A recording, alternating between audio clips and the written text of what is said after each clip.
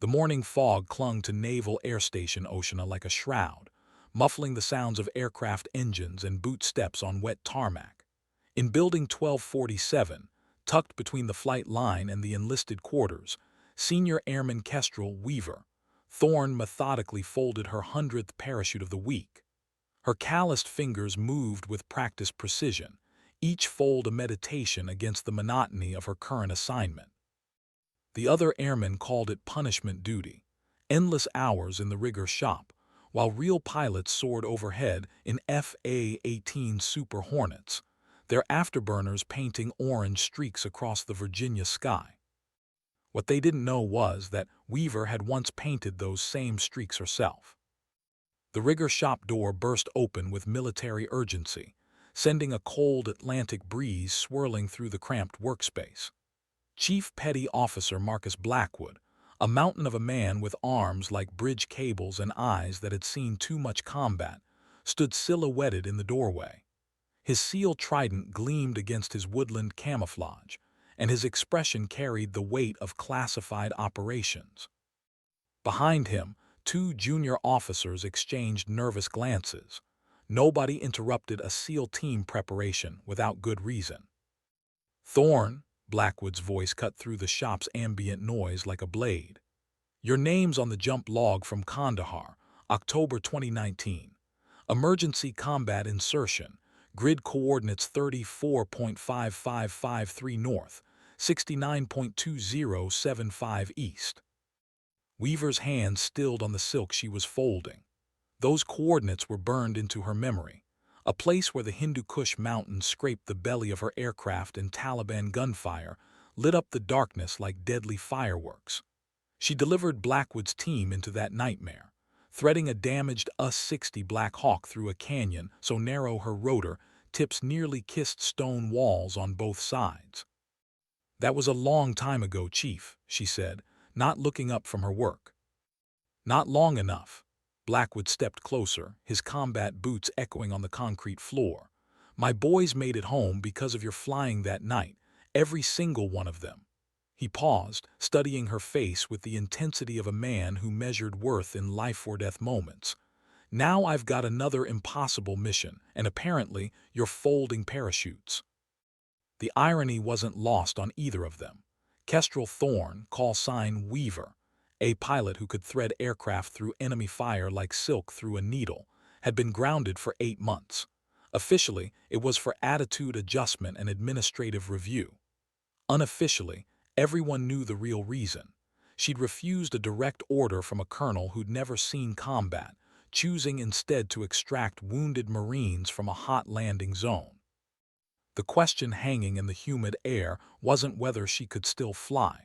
It was whether the Navy would let her. The Black Hawk's rotors had been spinning for 3 minutes when Lieutenant Commander Rebecca Santos received the encrypted communication that would change everything. Her FA-18E Super Hornet sat on the catapult of USS Gerald R. Ford, engines at military power, ready for a routine combat air patrol over the Arabian Sea. The message was brief, classified, and impossible. Package Weaver cleared for immediate deployment. Authorization: SEAL Team 6 Commander. Santos had heard whispers about Weaver, ghost stories told in ready rooms about a pilot who disappeared from the flight roster 8 months ago. Some said she'd crashed and burned psychologically after losing her wingman. Others claimed she'd punched a superior officer. The truth, as always in the military, was buried under layers of classified paperwork and official silence. "Tower, Viper 1-1 requesting delay on catapult," Santos transmitted, her thumb hovering over the radio switch. Something about this mission felt different, charged with the electric tension that preceded major operations. "Negative, Viper 1-1. You are cleared for immediate launch. Package Weaver will brief you in the air." Package Weaver, not pilot or aircraft package. Military shorthand for cargo too sensitive to identify over open channels. Santos felt her pulse quicken as the catapult officer raised his flag. Whatever was happening, it was bigger than a routine patrol. The steam catapult fired with bone-crushing acceleration. launching 18 tons of aircraft and pilot from 0 to 150 knots in less than 3 seconds. As her Super Hornet climbed into the pre-dawn darkness, Santos switched to the encrypted frequency indicated in her orders. Static filled her helmet speakers for several seconds before a voice emerged, calm, professional, with the subtle confidence that marked truly exceptional aviators. Viper 1-1, this is Blackbird. I'm your package. The call sign sent a chill down Santos's spine. Every naval aviator knew the legend of Blackbird, a pilot who'd earned the Navy Cross for actions in Afghanistan, then vanished from active flight status under mysterious circumstances. Most assumed the pressure had broken her, that combat stress had claimed another casualty. But this voice carried no trace of breakdown, only the steady competence of someone who'd stared death in the face and smiled back. Blackbird Viper 1-1, where's your aircraft? Santos scanned her radar display, finding only empty sky and the distant signature of a commercial airliner following established shipping lanes. Looking at you from your 7 o'clock low, approximately 2 miles. Santos craned her neck, searching the darkness below. Nothing. Then, like a ghost materializing from the void, she spotted it. A U-60 Black Hawk painted in flat gray, running without navigation lights, its rotor disc barely visible against the star-filled sky. The helicopter was maintaining perfect formation despite turbulence that should have made close flight impossible. Blackbird, how long have you been flying formation with me? Since you cleared the deck. Nice launch, by the way, looks smooth from down here. The implications hit Santos like a physical blow. This pilot, this package, had been shadowing a Super Hornet in a helicopter at night without being detected. The skill required was beyond exceptional. It bordered on supernatural. 20 minutes later, Kestrel Thorn brought her Black Hawk into a hover beside the USS Kearsarge, matching the amphibious assault ship's speed and course with mechanical precision. The pre-dawn ocean stretched endlessly in every direction, painted silver by starlight and broken only by the wake of the Naval Task Force. On deck, SEAL Team 6 operators moved with purposeful efficiency, loading gear that bore no identifying markings. Chief Blackwood emerged from the ship's superstructure, his face grim with the weight of classified intelligence. The mission brief had arrived 4 hours ago via encrypted satellite link, originating from somewhere deep within the Pentagon's most secure communication networks. High-value target extraction, time-sensitive, maximum deniability required. The kind of operation that existed only in shadow budgets and classified after-action reports. Weaver, Blackwood's voice crackled through her helmet speakers. Package is loaded. We're wheels up in 5 minutes. Copy, Chief. Weather update shows building storms to the northeast, ceilings dropping fast. Can you handle it?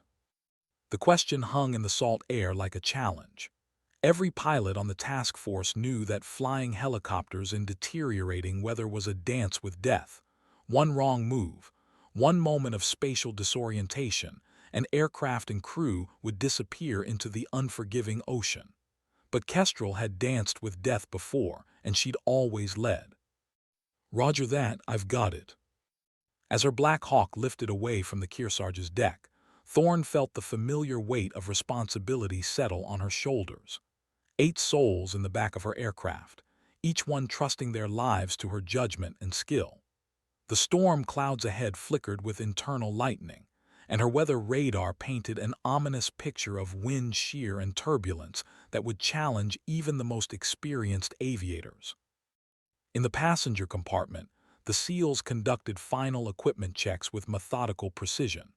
Their target lay somewhere in the mountains of a country that officially didn't exist on their mission orders. The extraction window was measured in minutes, not hours, and between them and success lay 300 miles of hostile airspace, enemy surface-to-air missiles, and weather that was rapidly becoming unflyable. But none of that mattered now. Blackbird was airborne again, and the ghost was hunting.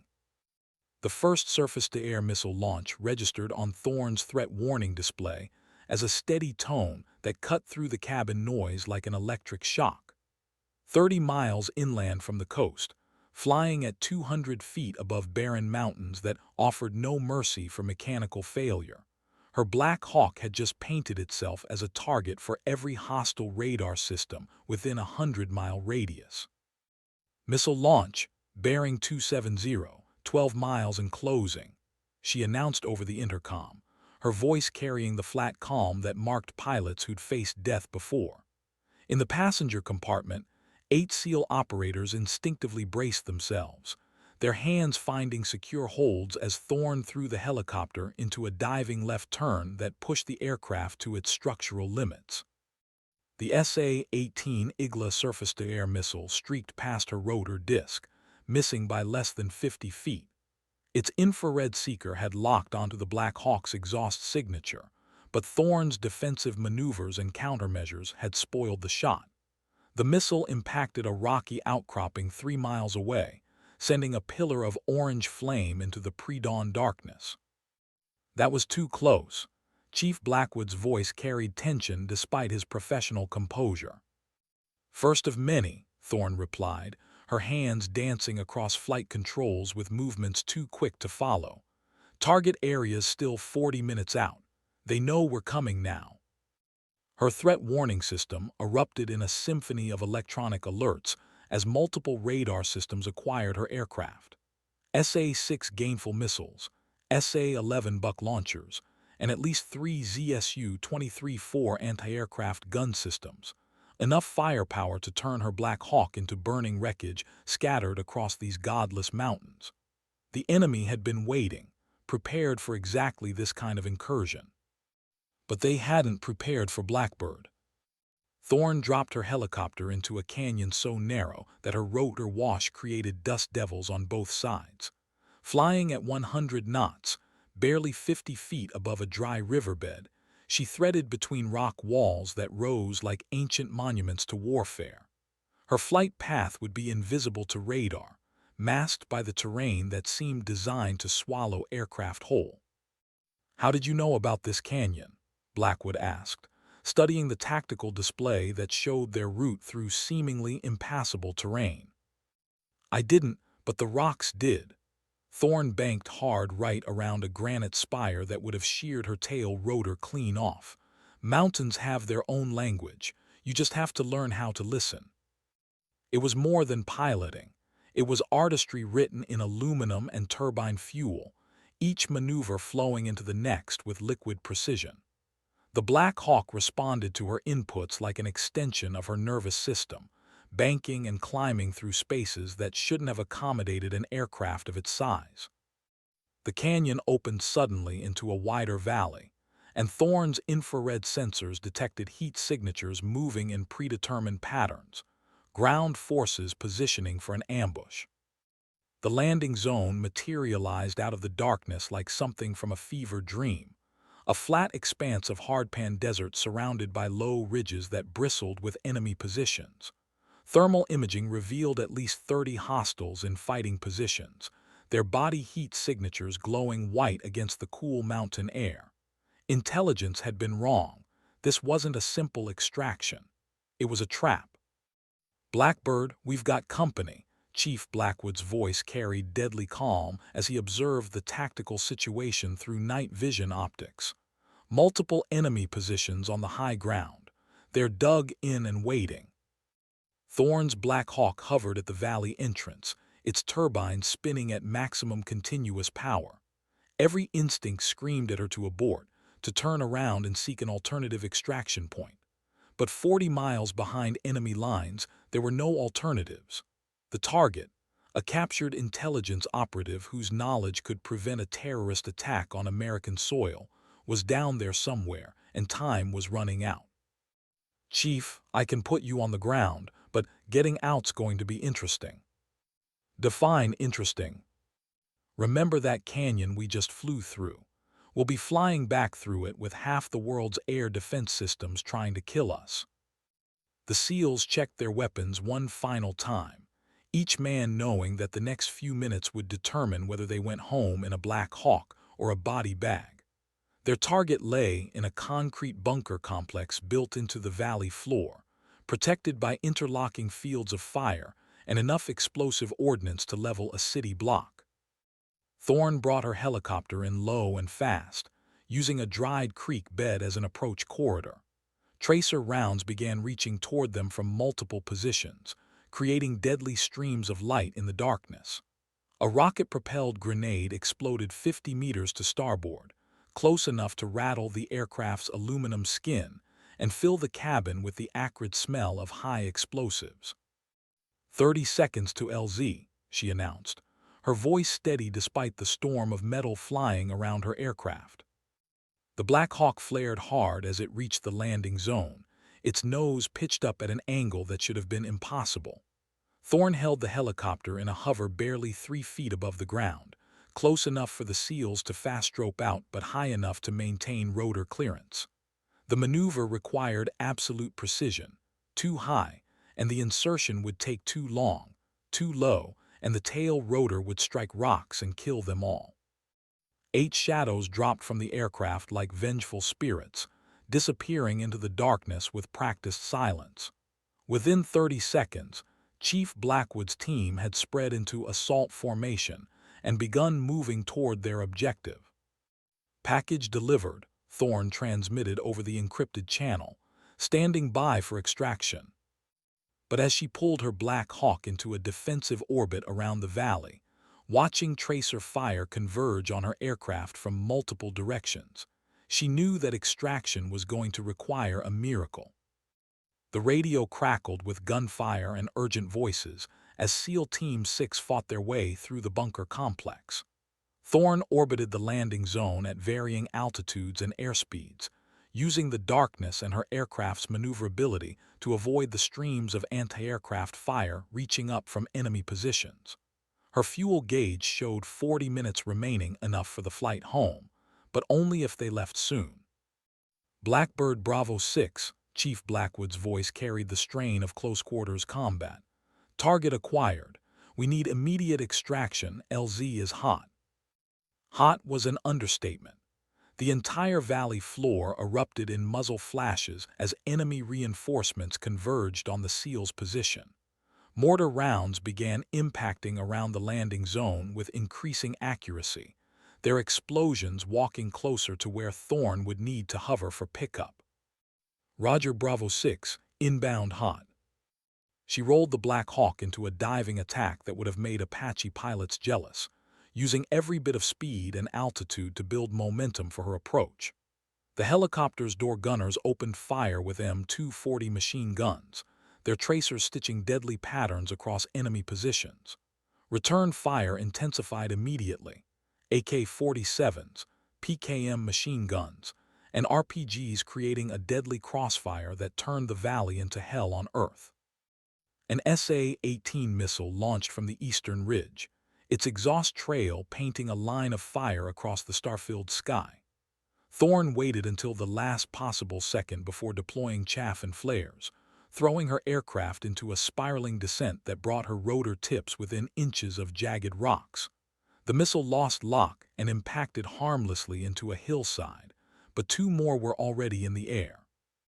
"Bravo 6, I'm taking heavy fire. How much longer?" 30 seconds. Targets wounded were carrying him out.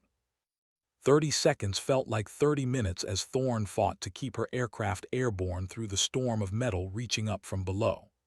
A burst of 23 cannon fire from a ZSU anti-aircraft gun passed close enough to her cockpit that she could feel the pressure waves. Her engine temperature gauges crept into the yellow zone as she pushed the turbines beyond their design limits. The SEALs appeared at the landing zone like ghosts emerging from smoke, carrying their extracted target between them. Chief Blackwood provided covering fire with his M4 carbine, while his team loaded the wounded operative into the Black Hawk's cabin. Thorne held her aircraft steady despite the hurricane of gunfire surrounding them, her hands locked on the controls with white-knuckled determination. "Package aboard, go, go, go." She pulled maximum power from her engines and climbed toward the safety of altitude. But safety was relative when every enemy gun in the valley was tracking her movement. The flight home became a running battle across 300 miles of hostile territory. Enemy fighters launched from a forward operating base, their radar signatures appearing on Thorne's threat warning display like deadly flowers blooming in electronic space. 2 MiG-29 Fulcrums, fast and lethal, climbing hard to intercept her low-flying helicopter. Blackbird Viper 11, Lieutenant Commander Santos's voice cut through the radio static. I've got 2 bandits climbing from the deck, bearing 090 from your position. Recommend immediate evasive action. From 40,000 feet above the Black Hawk, Santos's Super Hornet tracked the developing engagement with professional interest and growing concern. The MiGs were modern aircraft flown by experienced pilots, and they were closing fast on Thorne's helicopter. At their current rate of closure, intercept would occur in less than 4 minutes. Viper 11 Blackbird, I see them on my scope. Can you assist? That's affirmative, rolling in hot. Santos pushed her FA-18E into a supersonic dive that turned the night sky into a tunnel of rushing air and screaming engines. Her aircraft carried a full load of air-to-air missiles, AIM-120 AMRAAMs for long-range engagement, and AIM-9X Sidewinders for close combat. The range to target decreased rapidly as physics and precision engineering combined to deliver 20 tons of American air power exactly where it was needed.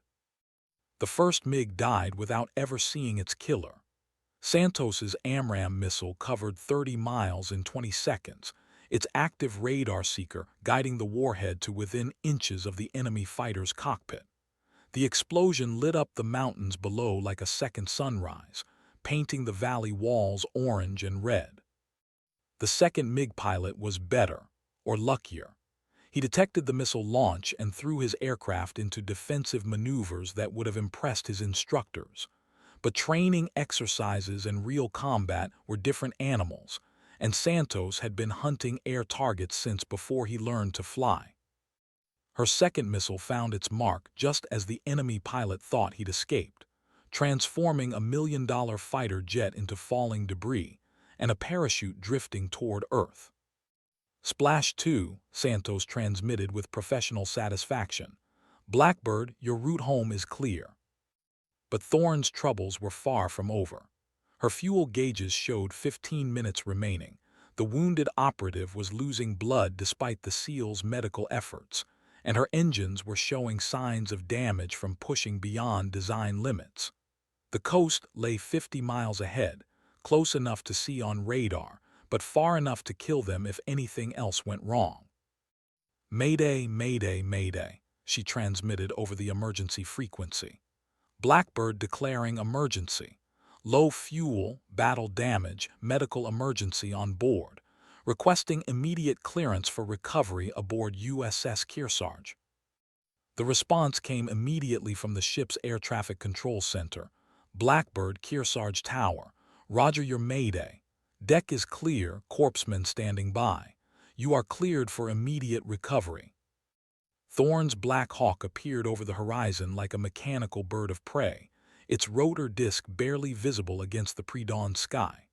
From the Kearsarge's flight deck, the landing signal enlisted could see battle damage, bullet holes in the fuselage, scorched metal around the engine exhausts, and hydraulic fluid streaming from damaged lines. The helicopter was dying, but it was still flying. The approach was textbook perfect despite the aircraft's condition. Thorne brought her Black Hawk into a hover beside the ship's landing platform, compensating for wind over deck and the vessel's movement through 6-foot seas. Her fuel gauges read 0, but the engines continued running on fumes and determination. Tower Blackbird, fuel critical, landing immediately. Roger Blackbird, cleared to land. The Black Hawk settled onto the deck with a metallic groan that spoke of stressed airframes and pushed limits. As soon as the wheels touched steel, medical personnel rushed toward the aircraft while deck crew secured it with tie-down chains.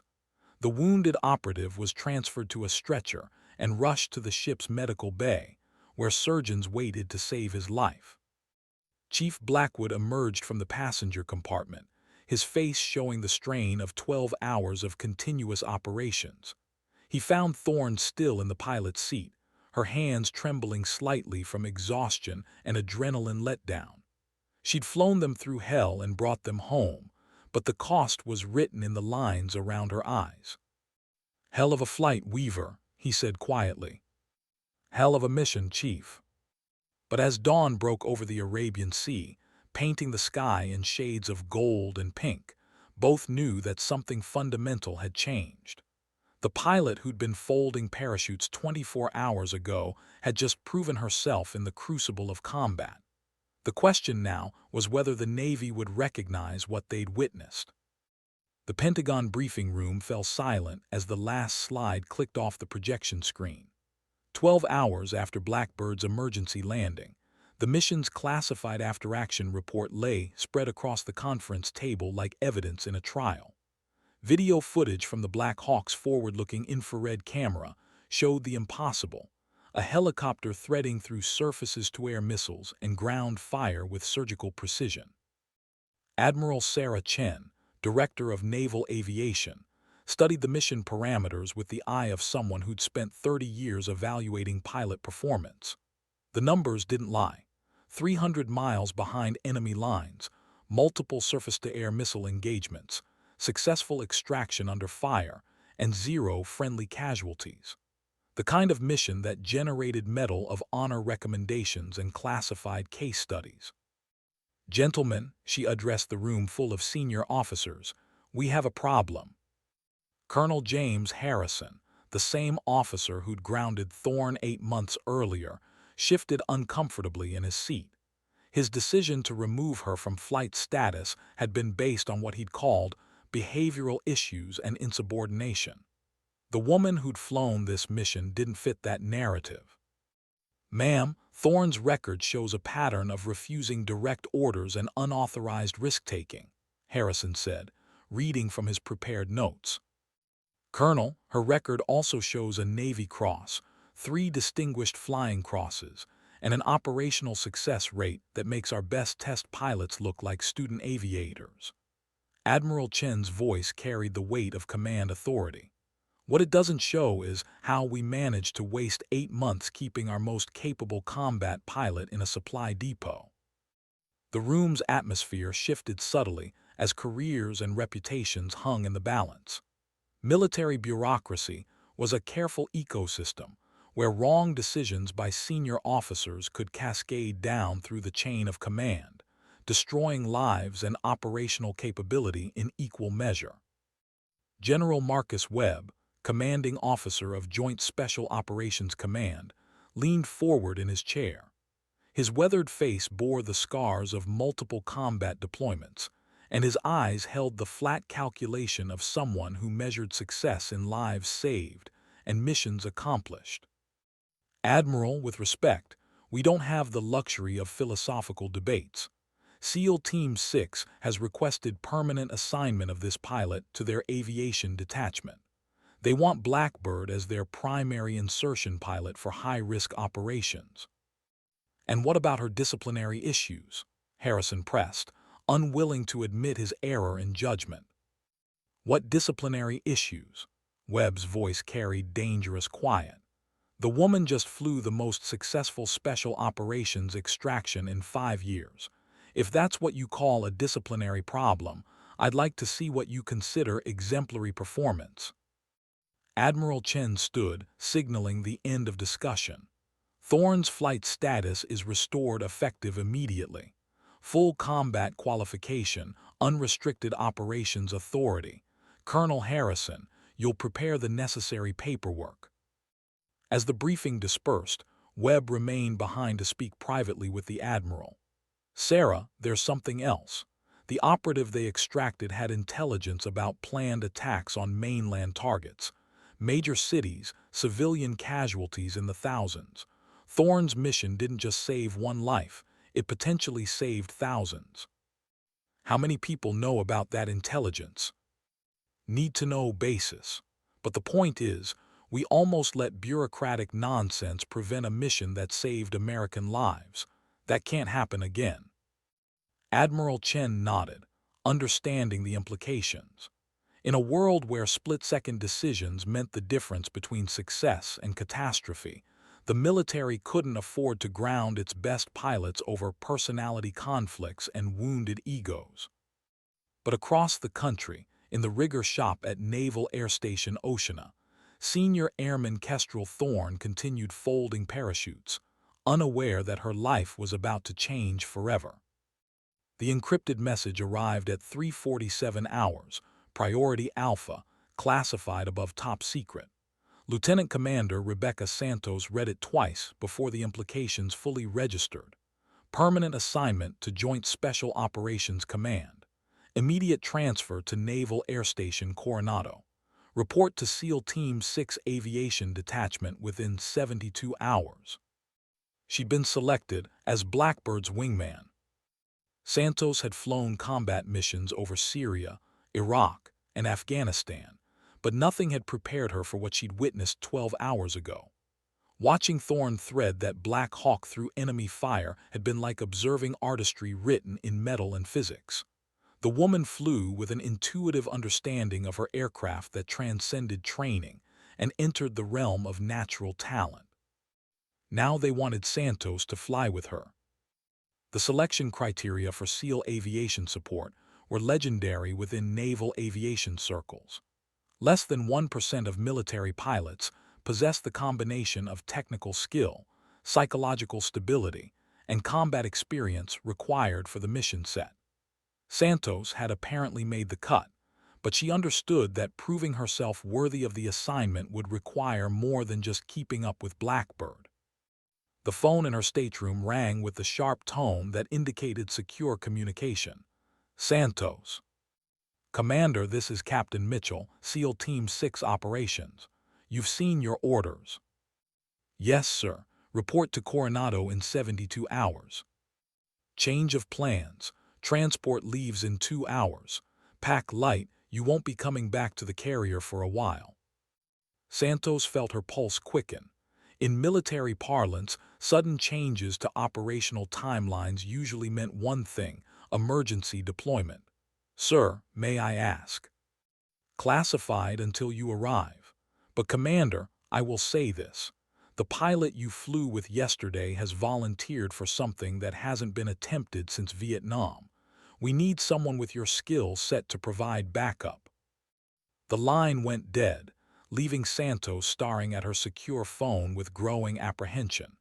In her experience, missions that referenced Vietnam were either extremely dangerous or completely impossible, sometimes both. 2 hours later, she found herself aboard a Navy C-2 Greyhound transport aircraft, flying toward the California coast at 30,000 feet. The only other passenger was a SEAL operator whose face bore the 1,000-yard stare of someone who'd seen too much combat. He didn't speak during the 4-hour flight, and Santos didn't ask questions. Naval Air Station Coronado appeared through the morning haze like a mirage, its runways and hangars shimmering in the California sun. As the C-2 touched down with a controlled crash that reminded passengers why carrier-based aircraft were built stronger than their land-based cousins, Santos could see unusual activity on the flight line. Black Hawk helicopters painted in non-standard colors, support equipment that didn't appear in any technical manual, and personnel who wore no identifying insignia. The world of special operations aviation had its own rules, and she was about to learn them. The briefing room was located 3 levels underground, behind blast doors that could withstand a direct nuclear strike. Maps of countries that didn't officially exist covered every wall, marked with symbols that indicated landing zones, extraction points, and threat levels measured in probabilities of death. At the center of it all stood Kestrel Thorne, her flight suit bearing the patch of SEAL Team 6 and an expression that suggested she'd been expecting Santos's arrival. Commander, Thorne's voice carried the same calm professionalism that had marked her radio transmissions during the extraction mission. Welcome to the deep end. Captain Mitchell, a lean man whose eyes held the flat calculation of a career spent in shadow warfare, gestured toward a chair at the conference table. Have a seat, Commander. What you're about to hear is classified at levels that don't have names. The briefing began with satellite imagery of a fortress built into a mountain range that stretched across 3 hostile nations. The target wasn't a person this time. It was information. A cache of intelligence that could prevent terrorist attacks on American cities, but retrieving it would require inserting a team into the most heavily defended location on Earth. The facility is protected by overlapping surface-to-air missile systems, fighter aircraft, and electronic warfare capabilities that can blind our satellites and jam our communications, Mitchell explained, his laser pointer highlighting defensive positions that looked like something from a military planner's nightmare. Conventional assault would require a full division and result in thousands of casualties. So we're not going conventional, Thorne said, studying the imagery with professional interest. We're going invisible. The mission concept was breathtaking in its audacity and terrifying in its complexity. 2 Black Hawks, flying at night, would penetrate 300 miles into enemy airspace using terrain-following flight profiles that would take them through mountain passes barely wide enough for their rotor discs. No supporting aircraft, no rescue backup, no margin for error. The flight path requires precision navigation to within meters, Mitchell continued. 1 degree off course, and you'll impact a mountainside at 150 knots. The timing window is measured in minutes, any delay, and enemy fighters will intercept before you can reach the extraction point. Santos studied the proposed route with growing admiration and terror. The flight path looked like a snake threading through a maze, each turn calculated to avoid radar coverage and surface-to-air missile engagement zones. It was the kind of mission that required pilots willing to bet their lives on their ability to read terrain maps in the dark. "Ma'am," she addressed Thorne directly, "this is a suicide mission." "Only if we get caught," Thorne replied with a slight smile that didn't reach her eyes. "And I don't plan on getting caught." The next 72 hours blurred together in a continuous cycle of mission planning, aircraft modification, and training flights that pushed both pilots to their absolute limits. Santos learned that flying with Blackbird meant redefining what was possible in rotary-wing aviation. The woman flew with an intuitive understanding of physics that allowed her to place her aircraft in spaces that shouldn't accommodate helicopters. Their Black Hawks were modified with equipment that didn't exist in any technical manual. Radar-absorbing paint reduced their electronic signature to nearly zero. Advanced navigation systems provided terrain-following guidance accurate to within inches. Sound-dampening rotor blades made them nearly silent in flight. These weren't standard military helicopters. They were technological marvels designed for missions that officially never happened. The training scenarios were relentless. Night flights through canyons so narrow that their rotor wash created dust storms on both sides. Low-level navigation exercises that required following valleys and ridgelines with millimeter precision. Formation flying in weather conditions that would ground commercial aviation. Each exercise pushed them closer to the edge of what human pilots could accomplish. "You're holding back," Thorne said after their 4th training flight, as they walked across the dark tarmac toward the debriefing room. "Ma'am, you're flying like you're afraid to crash. Fear's going to get us killed on this mission." Santos considered the observation. In her years of carrier aviation, caution had kept her alive through countless night landings and combat missions. But flying with SEAL Team 6 required a different mindset, one that embraced calculated risk as a necessary tool. "How do you do it?" Santos asked. "How do you fly without fear?" Thorne paused beside her aircraft, running her hand along the Black Hawk's armored fuselage. "Fear's always there. The trick is making friends with it. Fear keeps you sharp, keeps you from making stupid mistakes, but you can't let it control your decisions." The words carried the weight of hard-won experience, earned through years of flying missions that existed only in classified reports. Santos understood that she was receiving education from someone who'd already paid the price for the knowledge she was sharing. 2 days before the mission launch, they received intelligence updates that changed everything. Enemy air defenses had been reinforced with advanced systems capable of detecting even their modified aircraft. The flight path that had seemed barely possible now looked genuinely impossible. "Mission still a go," Captain Mitchell announced during the final briefing. "The intelligence is too valuable to abandon." Santos looked at Thorne, expecting to see concern or doubt in the other pilot's expression. Instead, she found something that looked remarkably like anticipation. "Any questions?" Mitchell asked. Thorne raised her hand. "Just one. When do we leave?" The answer came 12 hours later, when both pilots found themselves sitting in their aircraft on a remote airstrip that didn't appear on any charts, engines spun up and ready for the most dangerous mission of their careers. The night was moonless, painted in shades of black that would provide perfect concealment if they could survive long enough to use it. The takeoff was routine until they crossed into enemy airspace, at which point routine became a luxury they couldn't afford. Flying at 50 feet above ground level, using night vision systems that turned the landscape into a green-tinted maze of obstacles, both pilots pushed their aircraft through terrain that seemed designed to destroy helicopters. Santos flew in trail position, maintaining formation with Blackbird's aircraft while navigating through valleys that twisted like serpents through hostile mountains. Her hands moved constantly on the flight controls, making minute corrections to avoid rocks and trees that appeared in her night vision display with terrifying clarity. "Checkpoint Alpha," Thorne transmitted over their encrypted radio link. "On course, on time." Their flight path took them through a natural corridor between two mountain peaks, a gap so narrow that Santos could see rock walls on both sides of her aircraft. Wind currents in the pass created turbulence that bounced both Black Hawks like toys, but Thorne's navigation remained perfect, threading them through spaces.